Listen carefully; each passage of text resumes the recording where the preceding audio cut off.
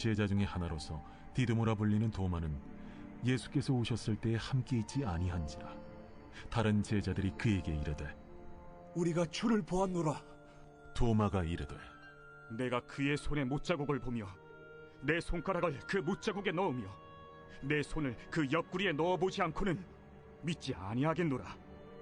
여드레를 지나서 제자들이 다시 집 안에 있을 때에 도마도 함께 있고 문들이 닫혔는데 예수께서 오사 가운데 서서 이르시되 너희에게 평강이 있을지어다. 도마에게 이르시되 네 손가락을 이리 내밀어 내 손을 보고 네 손을 내밀어 내 옆구리에 넣어보라. 그리하여 믿음 없는 자가 되지 말고 믿는 자가 되라. 나의 주님이시여, 나의 하나님이시니이다. 성도 여러분 안녕하세요. 오늘도 주님의 은혜로 승리할 수 있는 귀한 은혜가 있기를 주님의 이름으로 축복합니다. 이번 한 주 우리가 이해를 추구하는 신앙이라는 주제를 가지고 나아갑니다. 오늘도 마찬가지로 이제 그런 주제로 나아갑니다. 특별히 우리가 의심, 신앙 가운데 우리가 의심이라는 부분에 좀 집중할 필요가 있어요.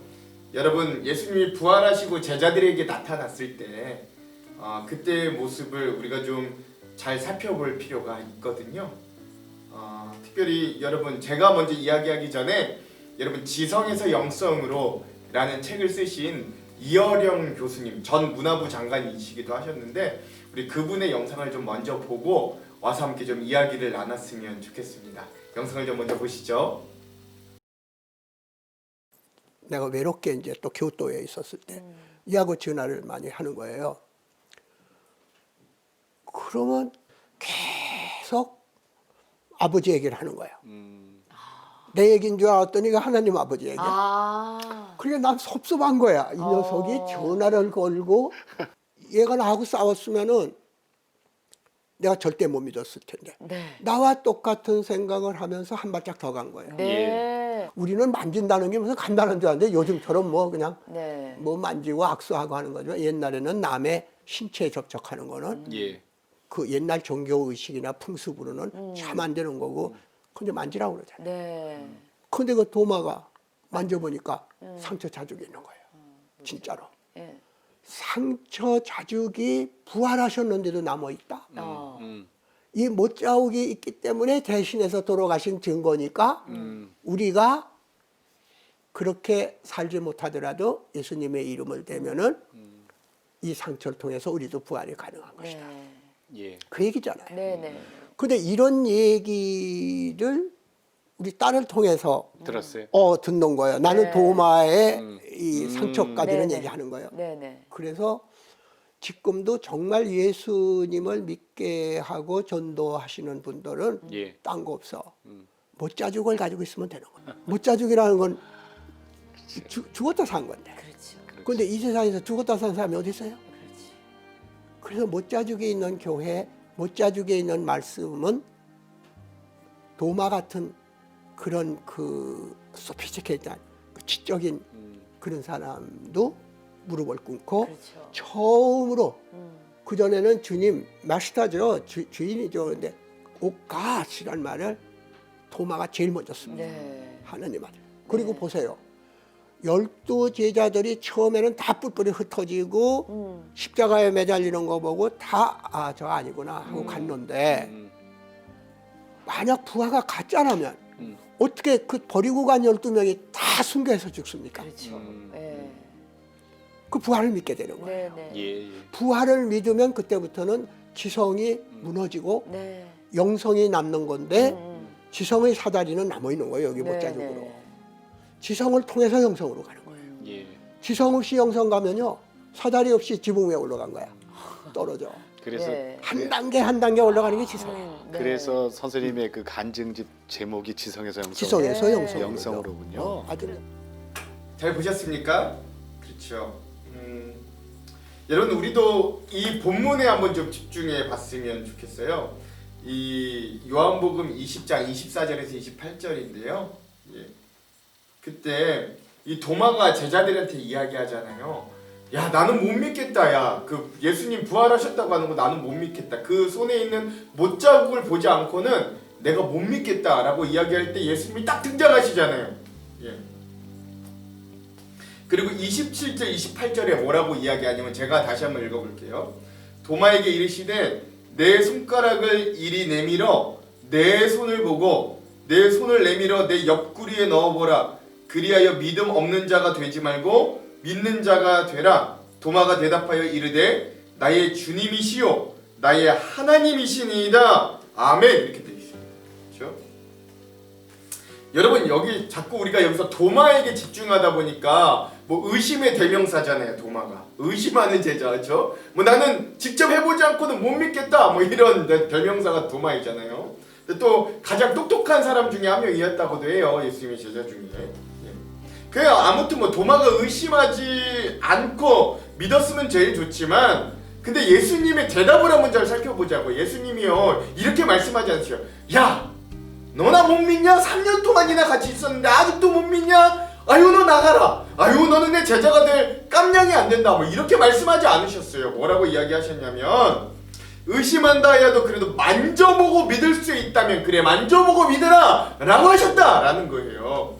결국 이건 의심하지 말라라는데 방점이 있는 게 아니라 의심하는 것을 자꾸 비난하는데 방점하는 것이 아니라 그 의심은 한다 할지라도 그 너머에 있는 진리를 발견하고 믿으라는 거죠. 직접 만져봄을 통해서라도 직접 그렇게 의심해보고 직접 시도해보고 어떻게든 체험하고 경험해보려고 애씀을 통해서 네가 믿는 게 중요하다라는 걸 이야기하고 있는 거예요. 그리고 그 모든 의심과 불확실성과 두려움을 한 방에 날려줄 그 사랑 가득한 못자국난 예수님의 몸을 우리가 만날 수 있다. 그런 걸 우리에게 알려주는 거죠. 우리는 모두 그런 사람이죠. 우리는 다 그런 의심을 가지고 있는 사람들입니다. 저는 얼마나 의심이 많은지 몰라요. 제가 목사라서 그렇지 않은 척하는 거지. 제가 신학생 때 얼마나 주님을 자꾸 부인해 보려고 얼마나 의심을 많이 해보려고 노력했는지 몰라요. 그래도 주님이 부인되지 않더라고요. 모든 걸 다 부인해도 결국 그 예수 그리스도를 만난 내 자신은 부인되지 않더라고요. 뭐 제가 여러분 제 부족한 말로 더하는 것보다 그래서 오늘은 도움이 될 영상을 좀 하나 더 보려고 합니다. 지난번에 함께 보았던 CBS의 잘잘법, 잘 믿고 잘 사는 법의 주제 영상 중에 하나인 신앙이 있는데도 자꾸만 의심과 회의가 들어요 라는 주제를 가지고 김학철 연세대 신학과 교수님이 이 말씀을 전해주신 영상이 있는데요. 오늘은 이 영상으로 이 메시지들을 대신하도록 하겠습니다. 여러분 은혜 많이 받으십시오. 그리고 이 영상 후에는 마커스 워십의 온전케 되리 이 찬양을 듣고 영상을 마무리하도록 하겠습니다. 그럼 사랑하는 성도 여러분, 오늘 하루도 승리하십시오. 사랑하고 축복합니다. 아니 왜 하나님께서 인간이 돼? 하나님이 정말 선하신 분이라는 건가? 하나님이 정말 전능하신가? 성소는 정말 믿을 만한 글인가? 교회에서 하는 여러 예배들은 정말 가치 있는 것인가? 필연적으로 그럴 수밖에 없어요. 왜냐하면 우리의 이해의 한계, 인식의 한계, 경험의 한계를 넘어선 분이기 때문에 하나님은 우리의 이해와 경험과 인식의 한계를 넘어선 어떤 일에 대해서 우리가 저 정말이야? 저 진짜야? 라고 말할 수밖에 없잖아요. 정말 문제는 뭐냐면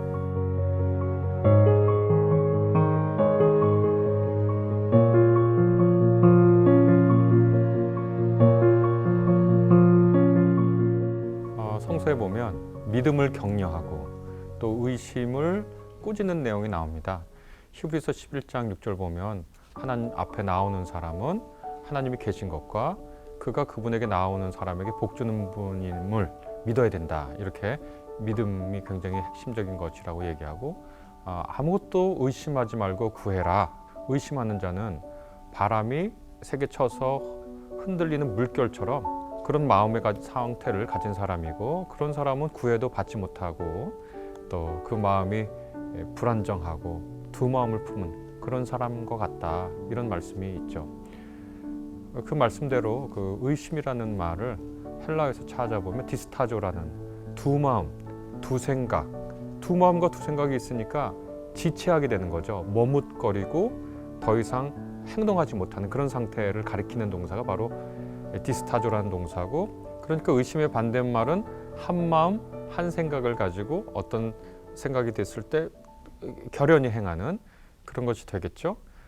그래서 이제 전체적으로 보면 믿음은 참 좋은 것이고 의심은 우리가 경계해야 할 것으로 나타나는 것이 성서에 이제 우리에게 권하는 바죠. 그런데 성서의 다른 한편을 찾아보면 의심을 하고 있는 것이 특별한 현상이 아니라 늘 우리 곁에 있는 현상으로 나옵니다. 마태복음서 28장 16절에서 17절에 있는 말씀인데요.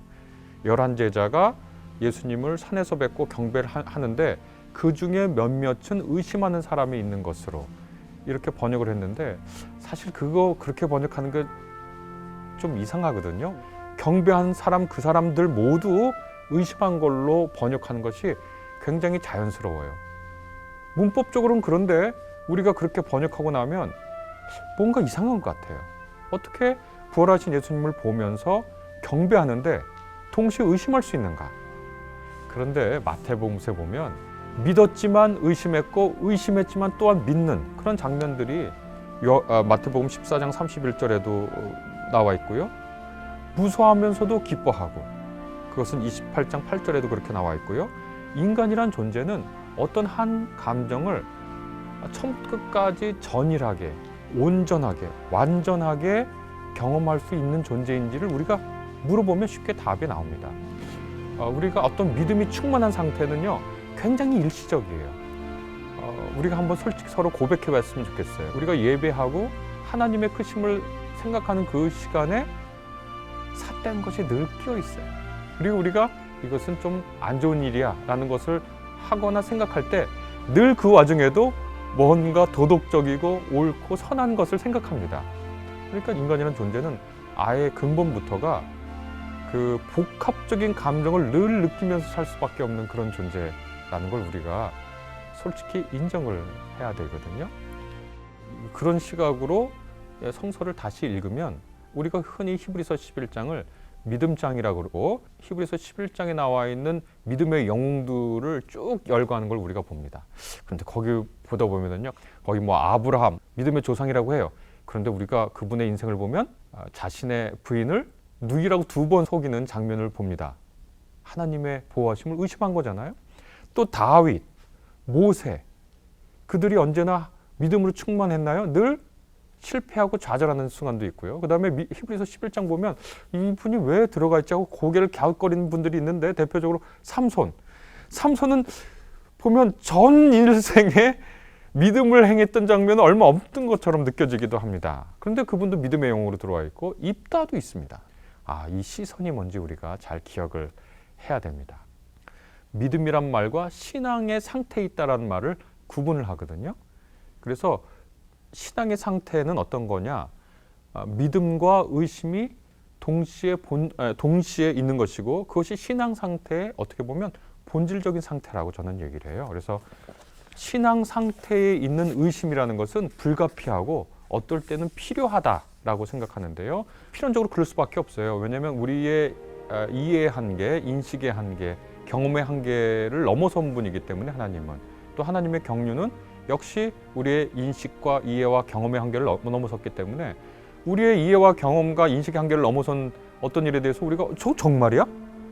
저 진짜야? 라고 말할 수밖에 없잖아요. 그리고 그것이 의심의 형태로 나타난 거고 이해를 못하겠으니까 아니 왜 하나님께서 인간이 돼? 하나님이 정말 선하신 분이라는 건가? 하나님이 정말 전능하신가? 성서는 정말 믿을 만한 글인가? 교회에서 하는 여러 예배들은 정말 가치 있는 것인가? 이렇게 의심하는 것 자체가 만약에 믿음과 관련된 신앙과 관련된 항목들이라면 저는 그것은 굉장히 좋은 것이라고 오히려 생각을 해요. 왜냐하면 이 의심은 우리의 신앙 상태, 우리의 믿음을 오히려 깊게 해주거든요.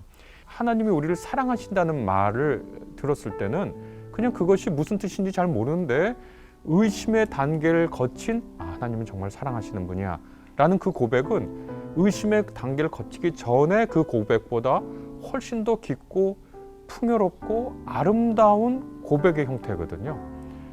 하나님을 아버지라고 부르거나 혹은 또 어떨 때는 어머니라고 부르는 분들도 있는데 이런 분들의 그 고백은 의심을 겪기 전에 그 고백을 한 상태보다 훨씬 더 깊은 차원에서 아, 정말 하나님은 우리의 아버지 되시는구나, 하나님은 우리의 부모님 되시는구나 를 알게 되는 거거든요. 그래서 저는 어떻게 생각하냐면, 의심이라는 것은 캄캄한 어둠 속에서 한 뼘 빛밖에 없을 때 지팡이라는 생각을 해요. 그래서 어둠 속을 이렇게 툭툭툭툭 짚으면서 돌이 있는지 혹은 물이 있는지를 알아낸 그 의심이라는 지팡이는 우리의 믿음이 나아갈 바를 확인해주는 그러한 선한 역할도 한다라고 생각을 합니다. 우리 하나님은 바보가 아닙니다. 우리 하나님은 옹졸한 분이 아닙니다. 그래서 우리가 의심한다고 우리를 곧바로 벌 주거나 우리에게 무서운 표정을 하고 계시지 않죠. 심지어 그것이 배교의 상황이라도 그런데요, 그것을 이제 잘 그려준 앤도 슈샤크가 쓴 침묵이라는 그 소설의 기치치로라고 하는 이 등장인물인데, 이 인물은 예수님을 믿지만 조금이라도 이 신앙 때문에 어떤 위협 상황이 느껴지면 바로 배교를 해요. 그리고 나서 바로 돌아서 또 고통스럽게 회개를 하고 고민을 합니다. 내가 사실은 예수님을 그렇게 사랑하는데 작은 위협에도 굴복해버렸는가 하고 또 후회하고 회개하고 배교와 회개를 그냥 번갈아 가며 사는데, 앤도 슈사크의 그 글을 읽어보면 믿고 배교를 반복하지만 그가 신앙의 상태에 있었다라는 것을 말하고 싶었다, 그렇게 이제 얘기하는데, 저는 그것이 우리의 건강한 신앙을 매우 잘 포착한 소설의 한 대목이라고 생각합니다. 정말 문제는 뭐냐면, 더 이상 믿음의 주제에 대해서 의심도 가지 않고 관심도 없는 상태가 돼버린 상태, 그런 분들을 냉담자, 어떻게 보면 의심이 되는 상태보다 더 위험한 상태라고 이제 얘기할 수 있겠습니다.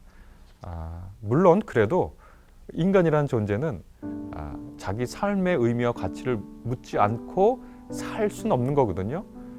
순간은 그럴 수 있어요. 어느 정도 기간 그럴 수 있어요. 그러나 인간이 처음부터 끝까지 아주 오랜 시간 동안 자기의 삶의 의미와 가치를 묻지 않고 진지함을 잃어버리고 살기는 정말 힘들어요. 하나님 앞에서 죄는 뭐냐?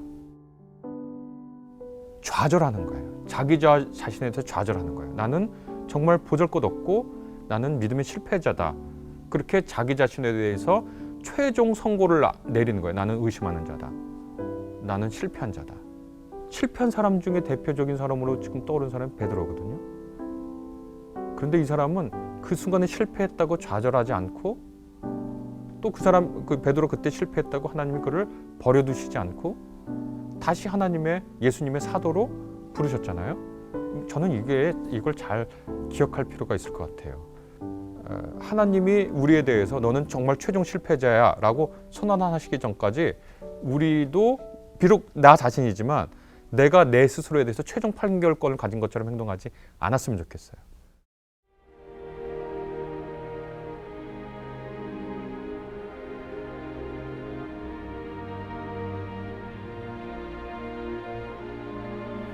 우리가 아무 설명도 할 수 없어요. 설명할 수 없고 얘기할 수 있는 건 하나님께서 우리에게 그분으로 나타나신 사건을 기억하고 하나님이 계신 걸 아는 거지, 우리가 하나님이 부재한 거를 보고 또 하나님이 없다라고 어떤 분들은 얘기하지만, 우리는 하나님께서 우리에게 나타나신 사건, 우리를 만나주셨던 그 사건을 보고 믿고 경험하고 하나님 계신다. 그런데 이 하나님이 없는 듯한 사건에 대해서 우리는 뭐라고 말할 수 없는 거죠. 그것이 이제 우리에게 허용되는 의심입니다. 하나님이 부재한 것 같은 것. 근데 그거를 예수님께서는 겪으셨잖아요. 엘리 라마 사막다니, 나의 하나님 어찌 나를 버리십니까 하는 하나님 부재 시간을 예수님도 고스란히 겪으셨죠. 그래서 하나님은 우리를 의심하는 우리를 그렇게 타박하지 않으신다고요. 결단할 수밖에 없거든요. 믿음이라는 건 하나님이 계시고 경험하고 우리를 만나주셨던 사건을 통해 하나님을 믿을 것인가, 아니면 하나님이 없는 듯한 사건을 마주하고 하나님의 전체를 부정할 것인가. 그래서 믿음이라는 말이 거기서 나오고, 또 의심이라는 말이 거기서 나오고, 믿음과 의심 모두 신앙 상태에 있다. 만약에 하나님을 묻는 그 사건이라면.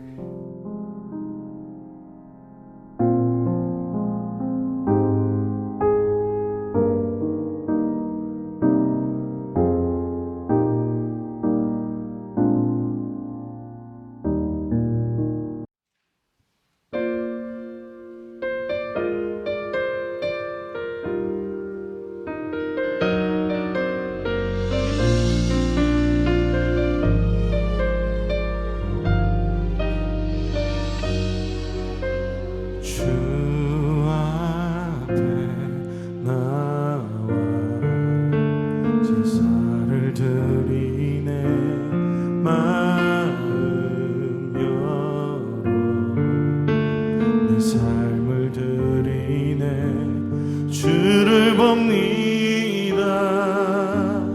끝없는 사랑 날 회복시키네. 주 앞에 나와 주 앞에 제사를 드리네. 마음 열어 삶을 드리네. 주를 봅니다. 끝없는 사랑 날 회복시키네. 이제는 들어 주 보내. 그 능력 날 새롭게 주님의 사랑 날 만지시니 내 모든 두려움 사라지네. 폭풍 속에도 주 붙들고 믿음으로 주와 건네. 갈보리 언덕 넘어 그 어느 날 주 안에 온전케 되리.